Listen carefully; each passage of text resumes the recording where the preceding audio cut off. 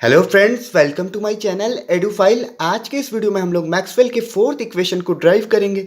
इससे पहले की वीडियोस में हम लोग ने मैक्सवेल के फर्स्ट, सेकंड, थर्ड इक्वेशन को ऑलरेडी ड्राइव किया हुआ है और उससे पहले वीडियोस में हम लोगों ने मैक्सवेल इक्वेशन के कॉन्सेप्ट को डिटेल में समझा है। तो यहाँ पे हम फोर्थ इक्वेशन को कहते हैं एम्पियर मैक्सवेल लॉ। क्या कहते हैं?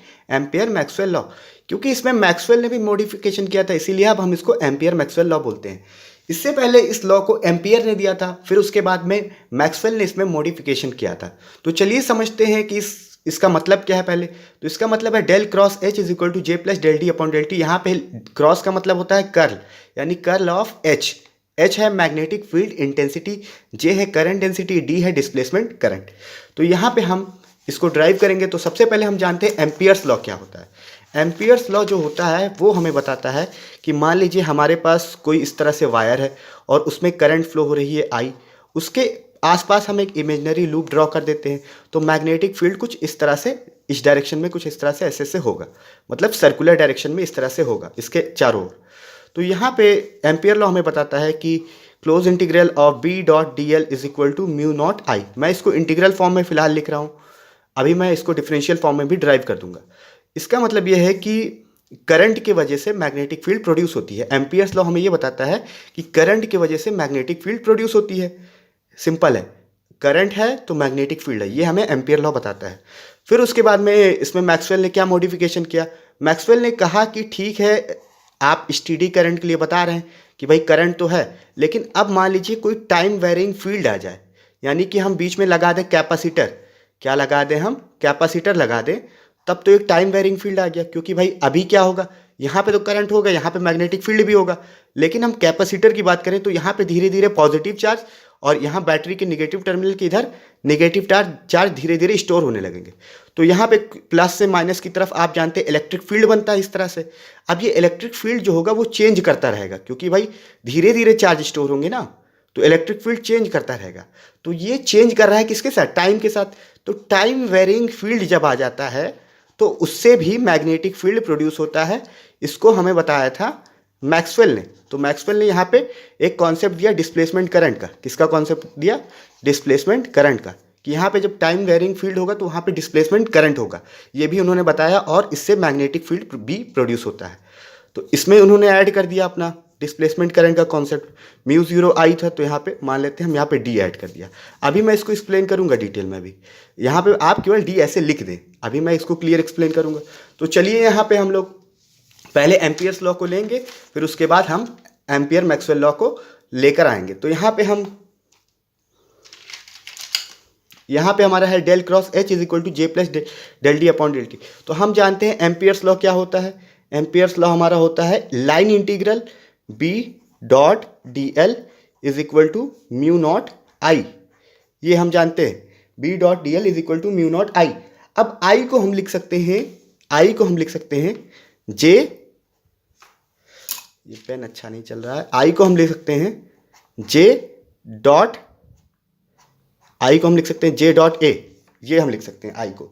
अब यहाँ पे आप ए को मान लीजिए सरफेस एरिया है यहाँ पे, तो आई इज इक्वल टू हो जाएगा जे डॉट डी एस, और यहाँ पे आप इंटीग्रेशन लगा दें इस तरह से, तो आप लिख सकते हैं I is equal to integral J dot D S. अब यहाँ पे जो इंटीग्रेशन होगा वो सरफेस इंटीग्रेशन होगा, क्योंकि यहाँ पे डी एस है, मैंने आपको पिछली वीडियो में बताया था। तो यहाँ पे डबल इंटीग्रल होगा। क्या होगा?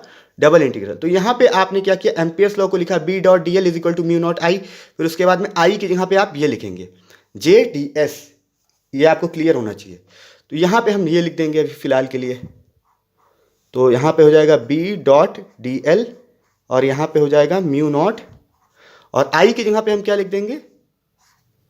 जे डी एस। अब यहाँ पे आप देख रहे हैं एच के टर्म में, तो यहाँ पे भी हमें एच लाना पड़ेगा एम्पियर्स लॉ में। ये हम किसको लेके चल रहे हैं? एम्पियर्स लॉ को यहाँ पे लेके चल। तो यहाँ पे एच कैसे आप लाएंगे? आप जानते हैं बी इज इक्वल टू होता है mu naught H. B is equal to क्या होता है? म्यू नॉट एच, ये होता है। तो आप क्या करेंगे, यहाँ पे इसको इधर ले जाएंगे, तो यहाँ पे क्या हो जाएगा? B by mu naught is equal to H, इस तरीके से। तो हम म्यू नॉट को इधर की तरफ ले जाएंगे तो डिवाइड हो जाएगा, और बी बाई म्यू नॉट किसके इक्वल हो जाएगा? एच के इक्वल हो जाएगा। सिंपल है, हम यहाँ पे लिख देंगे एल, और यहाँ पे H dot D L is equal to double integral J D S. ये आपको क्लियर होगा। अब यहाँ पे बहुत ही सिंपल है फ्रेंड, हम क्या करेंगे, यहाँ पे लाइन इंटीग्रल है, यहाँ पे सरफेस इंटीग्रल है। लाइन इंटीग्रल को सरफेस इंटीग्रल में चेंज करेंगे तभी कुछ ना कुछ हमें मिलेगा, क्योंकि यहाँ पे सिंगल है, यहाँ डबल है। तो उसको कैसे करेंगे, यहाँ पे हम अप्लाई करेंगे स्टोक्स थ्योरम। तो let's apply Stokes theorem on LHS। LHS पे हम स्टोक्स थ्योरम को अप्लाई करेंगे। स्टोक्स थ्योरम क्या होता है, ये सिंगल इंटीग्रल को डबल इंटीग्रल में चेंज कर देता है। आपको एक ट्रिक बताता हूँ, S मतलब होता है सिंगल, और सिंगल से क्या मिलता है, हमको डबल मिलता है। तो इसको आप याद रखना। तो यहाँ पे क्या हो जाएगा, LHS की मैं बात कर रहा हूँ, तो मैं फिलहाल के लिए इसको H.dl को मैं कैसे लिख सकता हूँ, डबल इंटीग्रल, और यहाँ पे स्टोक्स जो होता है वो कर्ल थ्योरम होता है, तो ये हो जाएगा डेल क्रॉस H, और यहाँ पे क्या हो जाएगा ds, क्योंकि भाई सरफेस इंटीग्रल आ गया ना। तो इस तरह से मैं इसके जगह पे अभी ये वाला पुट करने वाला हूँ। तो यहाँ पे क्या हो जाएगा, del cross H ds is equal to J ds। अब यहाँ पे आप दोनों साइड कंपेयर कर देंगे तो आपको मिल जाएगा del cross H is equal to J। अब ये जो है आपका, ये है एम्पियर्स लॉ। ये कौन सा लॉ है, एम्पियर्स लॉ। तो एम्पियर्स लॉ तो आपने निकाल लिया कि इस तरह से आप एम्पियर्स लॉ को निकालेंगे। बहुत ही सिंपल है, आप एक बार यहाँ पे देख सकते हैं आराम से। तो ये हमने निकाला एम्पियर्स लॉ को। अब मैक्सवेल ने कहा भैया इसमें मॉडिफिकेशन की ज़रूरत है। तो मॉडिफिकेशन की ज़रूरत कब होती है, जब कुछ ना कुछ कमी होती है। तो पहले हम देखते हैं कमी क्या है, फिर उसके बाद मॉडिफिकेशन करेंगे। तो let's say this equation number 1, इसको हम इक्वेशन नंबर 1 मान लेते हैं। अब कमी के लिए देखते हैं। तो कमी के लिए हम क्या करेंगे, दोनों साइड हम ले लेंगे डाइवर्जेंस। इस इक्वेशन 1 के दोनों साइड ले लेंगे डाइवर्जेंस। तो taking divergence on both side. Divergence का मतलब होता है डेल, डेल डॉट के रूप में लेना है, जैसे डेल डॉट बी, तो डाइवर्जेंस ऑफ मैग्नेटिक फील्ड, इस तरह से हम कहते हैं डाइवर्जेंस।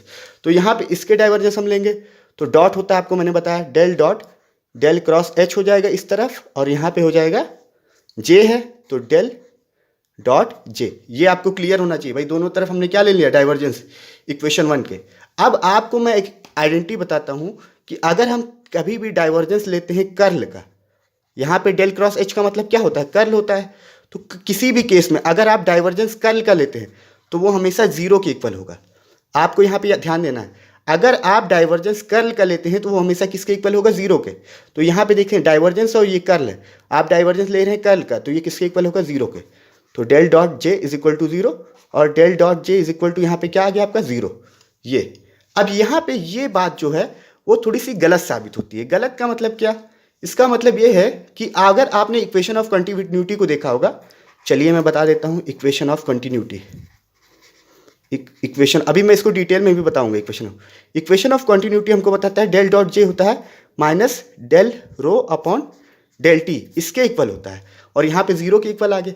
इसका मतलब क्या है, इसका मतलब ये है कि ये जो है वो टाइम वेरिंग फील्ड पे लागू नहीं होगा, और ये टाइम वेरिंग फील्ड के लिए होता है। तो यहाँ पे ये बात गलत साबित हो गई भाई। हमने मैक्सवेल के 4th इक्वेशन में अभी देखा कि हमने टाइम वेरिंग फील्ड को भी तो ऐड किया, कैपेसिटर को भी तो ऐड किया, इसके वजह से भी तो मैग्नेटिक फील्ड में कुछ चेंजेस आ रहे हैं। तो इसको हमने यहाँ पे ऐड किया, तो यहाँ पे 0 आ गया ये, और जबकि इक्वेशन ऑफ कंटिन्यूटी कहता है कि टाइम वेरिंग फील्ड के लिए ये 0 नहीं होना चाहिए।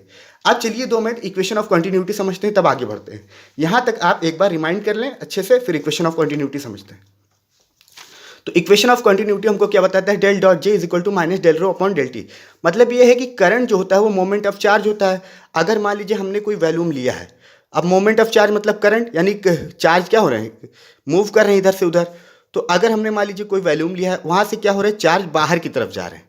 चार्ज कहाँ की तरफ जा रहे हैं, बाहर की तरफ।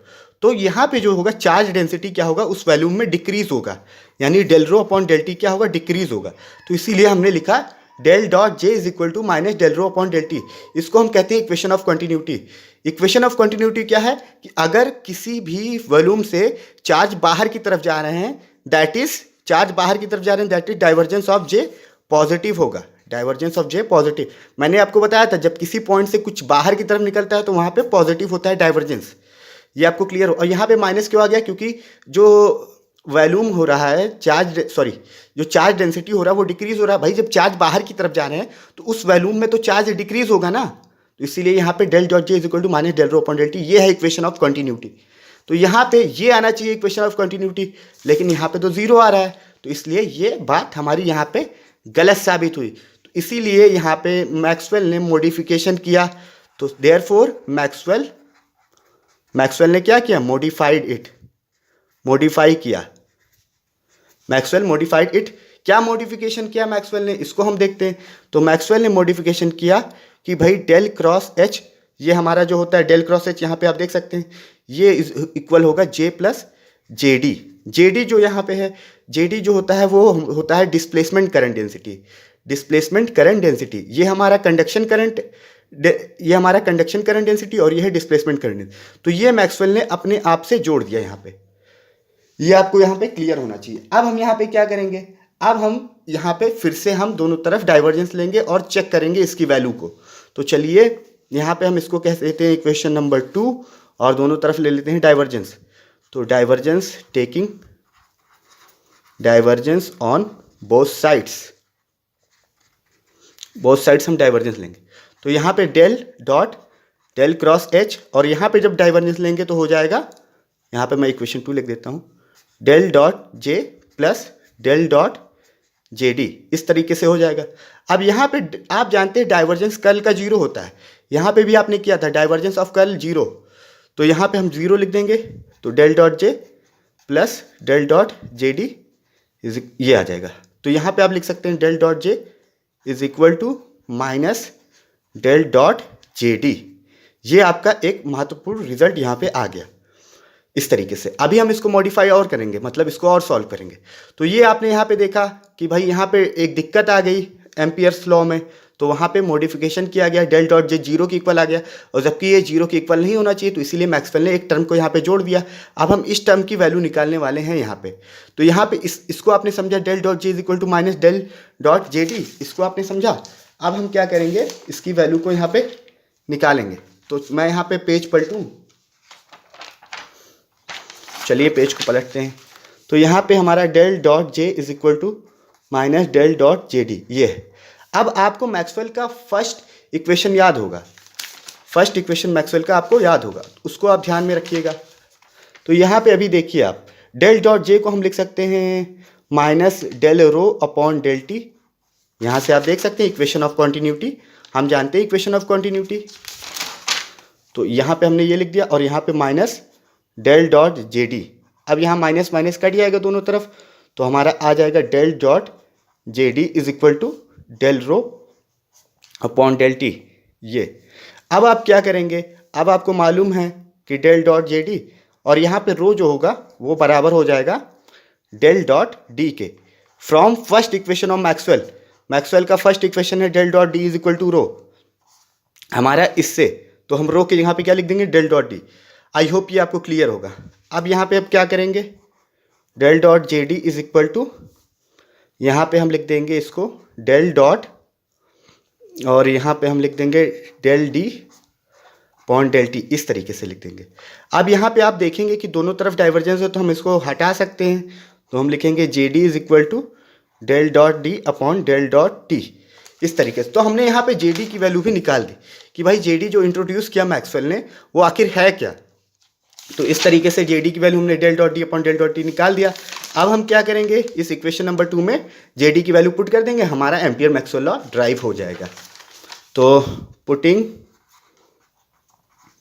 जे डी इन 2, तो 2 में पुट करेंगे तो हमारा हो जाएगा del cross H is equal to J plus del D upon del T.